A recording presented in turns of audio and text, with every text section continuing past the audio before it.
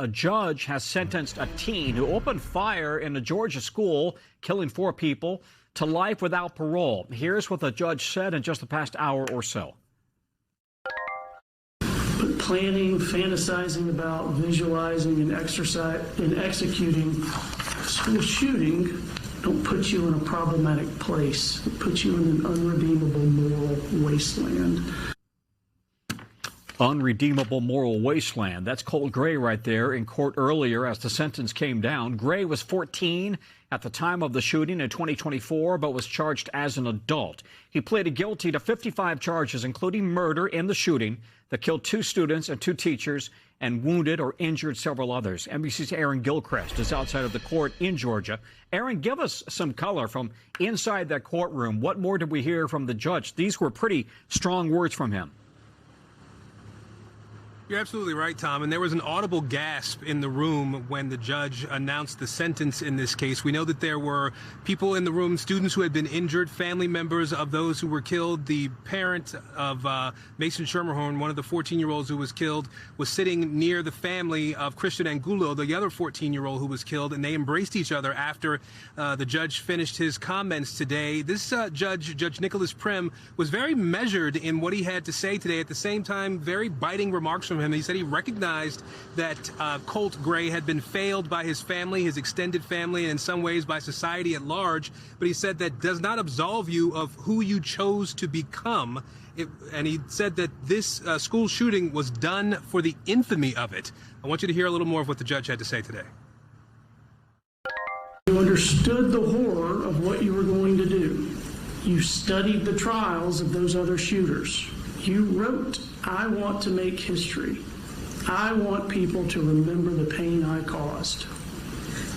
And there you succeeded.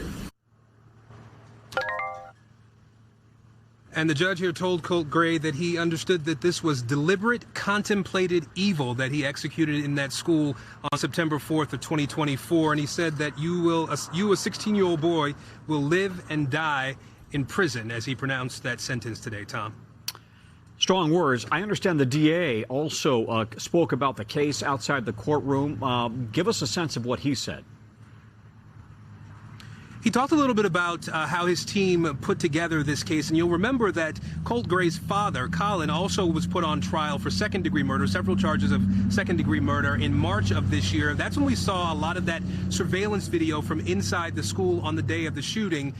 The prosecutor made a point to say that Colt Gray pretty quickly acknowledged and admitted to that shooting back in September of 2024. But in showing that footage during the first trial and then hearing some of the audio of phone calls between Colt Gray and his mother in the months that followed the shooting, audio in which he wanted to know about whether he was being talked about in online forums in the true crime community on online platforms, and whether people were sharing his picture and telling his story. Those were all things that the prosecution said helped them to build their case here. And then he talked about the community and his hope that this is a moment where people can start to heal really from the trauma that this small community has had to endure. Listen to this.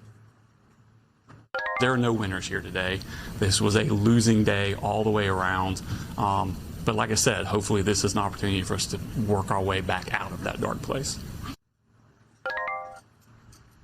And Tom, I mentioned the father here, Colin Gray. His sentencing is set for Thursday of this week. Again, more than 24 charges that he was found guilty of by a jury back in March. He's looking at more than 180 years in prison, Tom. Wow. Aaron Gilchrist, thank you very much. We thank you for watching, and remember, stay updated on breaking news and top stories on the NBC News app or watch live on our YouTube channel.